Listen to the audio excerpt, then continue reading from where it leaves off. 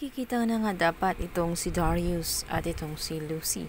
Subalit sa may daanan pa lang ng cafe ay humarang na itong si Farah at alam niyang ang kanyang asawa ay may ibang katatagpuin at alam niyang itong si Lucy hindi siya makakapayag. Pilitan nga siyang kinuha ni Farah at pinasok sa kanyang sasakyan. Ngunit napasigaw naman itong si Lucy kaya naman napansin ni Darius ang kakaibang nangyayari at napansin nga niya ang kotse nitong si Lucy na dinadala-dala niya. Alam na niya ang lahat-lahat kaya naman agad niya itong sinundan na titiyak ni Darius na may masamang gagawin itong si Lucy sa kanya. Niya ang lahat-lahat na nagkukunwari lamang itong si Lucy.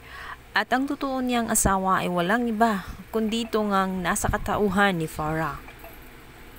Dito nga ay aktwal na maaktuhan ni Darius habang sinasabanutan at sinasakyan na nga ni Lucy ang katawan ni Farah at sinasabi ngang hinding-hindi na niya makukuha kailanman ang buhay niya sapagkat sa kanya na umano ang pamilya niya maging ang buhay na hinahangad pa niyang makuha. Ulat si Darius sa kanyang mga nakita, hindi niya sukat akalain na talagang totoo pala ang sinasabi nitong si Apo Berta at itong si Farah.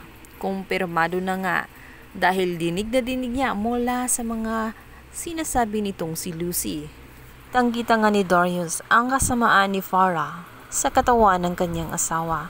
Kaya naman agad niya itong pinigilan at sinibihang tumigil na siya sa kanyang kabaliwan at malinaw na sa kanyang lahat na nagpapanggap lamang siya at dito na nga magtatapos ang kanyang mga kwento.